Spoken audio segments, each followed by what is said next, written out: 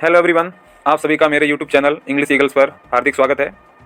अगर आपको basic grammar नहीं आती है और सोच रहे हैं कि कहाँ से सीखें, तो ये वीडियो आपके लिए काफ़ी हेल्पफुल होने वाली है।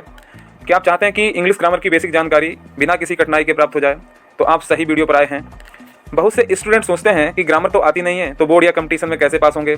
तो आप फिक्र मत करिए, मैं आपको सरल भाषा में इंग्लिश ग्रामर की बेसिक जानकारी दूंगा। इस वीडियो में हम सीखेंगे ग्रामर की definition, word, syllable, alphabet, vowels, consonants, semi vowels, sentence, उसमें सब्जेक्ट और प्रेडिकेट, फ्रेज और क्लाज। तो चलिए शुरू करते हैं आज की क्लास। सबसे पहले व्हाट इज ग्रामर। ग्रामर क्या है? ग्रामर की डेफिनेशन सीखेंगे। वह विद्या जिसके द्वारा अंग्रेजी भाषा के शुद्ध लिखने और बोलने का ज्ञान होता है। क्या डेफिनेशन है हिंदी में? वह विद्या जिसके द्वारा अंग्रेजी भाषा के शुद्ध लिखने और बोलने का ज्ञान होता है, उसको हम इंग्लिश ग्रामर कहते हैं। और इसकी इंग्लिश में डेफिनेशन है, this is the study that provides knowledge of writing and speaking English correctly. Means to say, अंग्रेजी भाषा को शुद्ध लिखने, शुद्ध बोलने का जो ज्ञान है, उसको हम अंग्रेजी व्याकरण कहते हैं। Alphabet basics. सबसे पहले हम किसी भाषा को सीखते हैं तो उसमें अक्षर बोध का बहुत ज़्यादा महत्व होता है।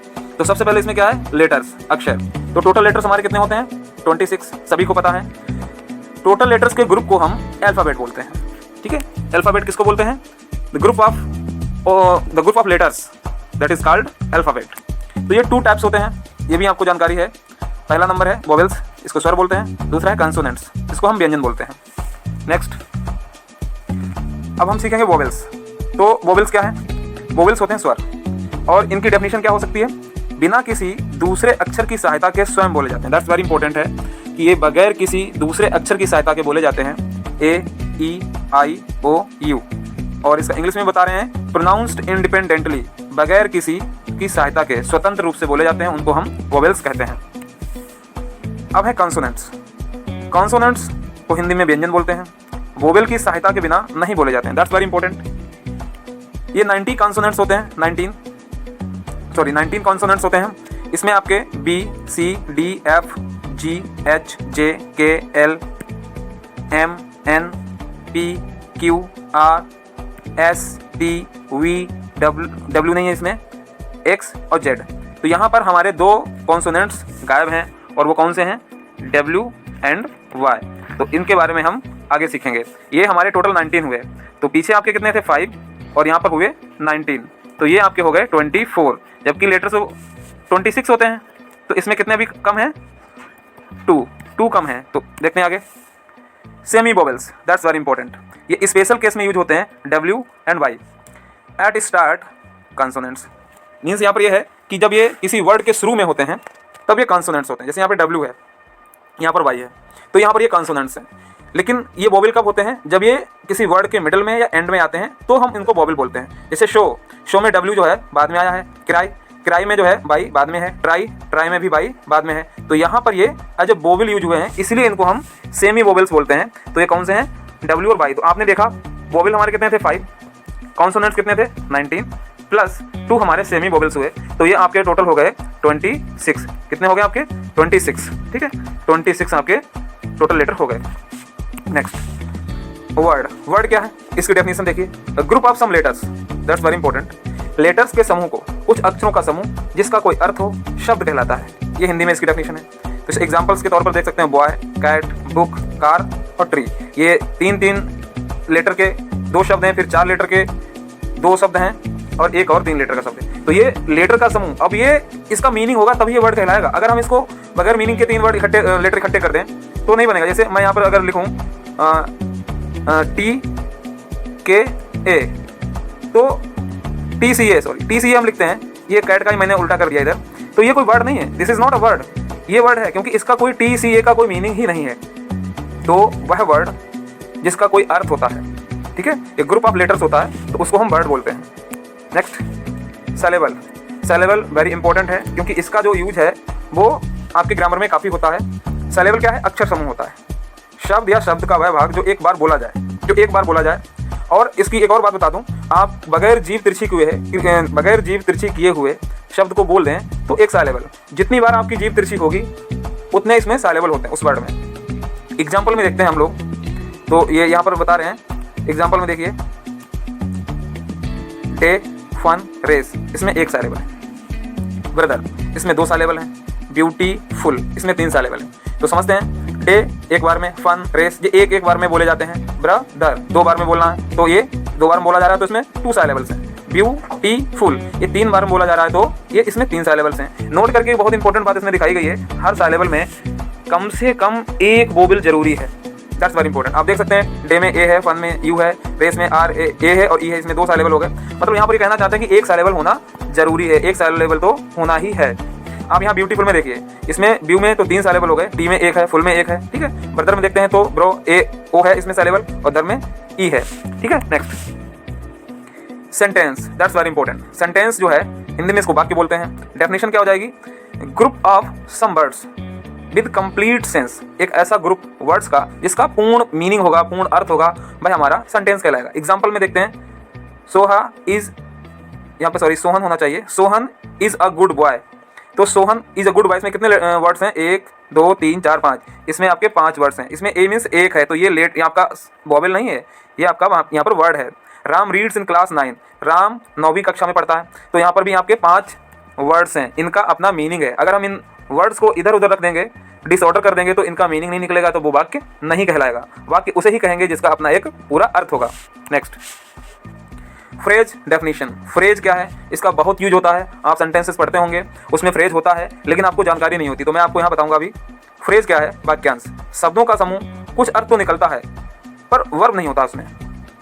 Phrase has no finite verb, phrase जो है उसमें कोई फाइनाइट वर्ब नहीं होती। फाइनाइट मीन्स होता है चेंजेबल, वह वर्ब जो चेंज हो जाती है, चेंज हो जाती है। तो जैसे आपकी जो जितनी भी मैन वर्ब, हेल्पिंग वर्ब्स होती हैं वो चेंज हो जाती हैं अकॉर्डिंग टू टेंस। जो verb according to tense change होती है, टेंस और सब्जेक्ट के अकॉर्डिंग चेंज होती है, वो आपकी फाइनाइट वर्ब होती है। तो जैसे मैं यहाँ पे बताऊँ आपको, जैसे राम गो, राम जाता है, ठीक है, तो ये आपका सॉरी गोज, तो आपका प्रेजेंट इंडेफिनिट टेंस हो गया। अगर इसमें हम टेंस चेंज कर दें तो ये हो जाएगा राम बेंट। अगर हम पास्ट कर दें राम बेंट तो ये क्या हो गया, ये आपका हो गया पास्ट टेंस, तो ये गोज का बेंट हो गया, तो ये चेंज हो गई, तो ये फाइनाइट वर्ब हो गई, ठीक है। इसी तरीके से कैन का गुड हो सकता है, मे का माइट हो सकता है according to tense.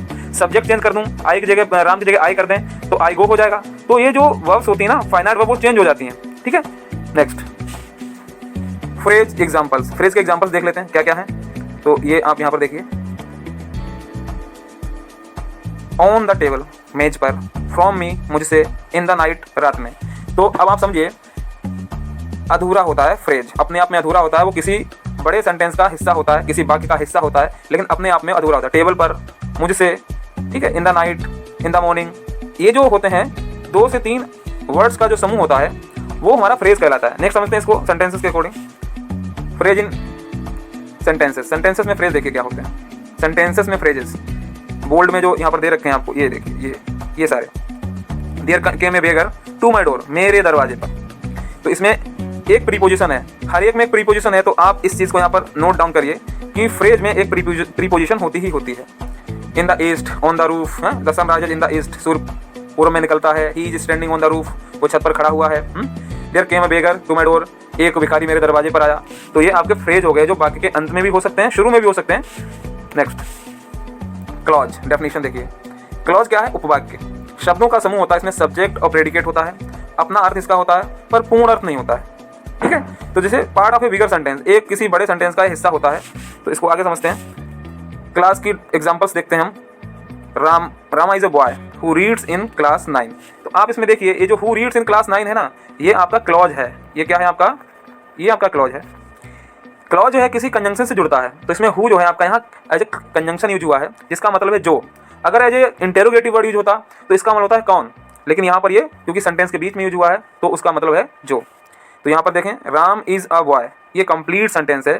Who reads in class 9, ये क्लॉज है, इसमें सब्जेक्ट हु है और प्रेडिकेट आपका रीड्स है। तो किसी भी सेंटेंस में एक सब्जेक्ट होता है और बाकी बचा हुआ भाग प्रेडिकेट होता है।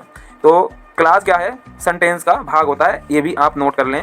क्लॉज एक किसी सेंटेंस का भाग होता है, ये अपने आप में पूर्ण अर्थ तो नहीं रखता है, लेकिन हाँ ये एक सबऑर्डिनेट होता है किसी प्रिंसिपल क्लॉज का।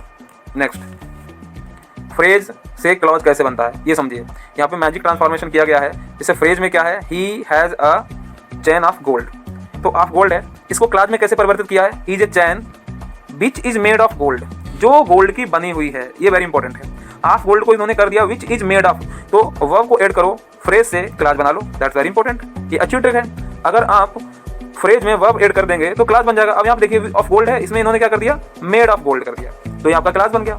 नेक्स्ट, अब क्विक रिकैप कर लेते हैं क्या हमने भी पढ़ा पीछे। की पॉइंट्स टू रिमेंबर क्या है, 5 वोवेल्स होते हैं, 9 कॉन्सोनेंट्स होते हैं, वाई डब्ल्यू और वाई सेमी वोवेल्स होते हैं, फ्रेज में कोई वर्ब नहीं होती है, क्लॉज क्या है, सब्जेक्ट प्लस वर्ब इनकम्प्लीट होता है, इसका अपना पूर्ण अर्थ नहीं हो पाता है, सेंटेंस में कंप्लीट मीनिंग होता है और सेंटेंस में एक सब्जेक्ट और प्रेडिकेट होता है। नेक्स्ट, अब टेस्ट करते हैं आपके नॉलेज को, आपने कितना सीखा। डब्ल्यू कब कॉन्सोनेंट है, शो में या वाई में, तो यहाँ पर आंसर दे रखा है, ये डब्ल्यू जो यहाँ पर दे रखा है ये आपका कॉन्सोनेंट है, और इसमें जो वाई है वो आपका वोवेल है।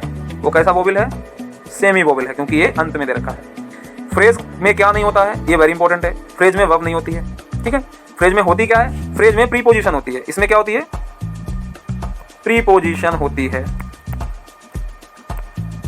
ठीक है, ये प्रीपोजिशन इसमें होती है और वर्ब इसमें नहीं होती है। कितने क्लॉजेज इस सेंटेंस में हैं, the boy who came took my book, तो इसमें 2 हैं, क्योंकि the boy took my book और हु केम ये आपका क्लॉज अलग है। The boy took my book, who came, तो इसमें आपके 2 क्लॉज हैं। अब आपने समझ लिया है। Thanks for watching. आपको इसकी PDF आप चाहते हैं तो डिस्क्रिप्शन में मिल जाएगी। लाइक, सब्सक्राइब और इसको शेयर भी करिए, बेल आइकन को दबा दीजिए। और कमेंट करना है तो आप उसमें कमेंट कर सकते हैं, और मैं वीडियो जो है अब ज़्यादा जल्दी शेयर करूँगा। ओके, तो आप कमेंट कर सकते हैं, आपको जो पार्ट अच्छा लगा, जिसमें आपको प्रॉब्लम है, समझ नहीं आया, तो वो भी आप मुझे बता दीजिए। ओके, थैंक यू, मिलते हैं नेक्स्ट वीडियो में।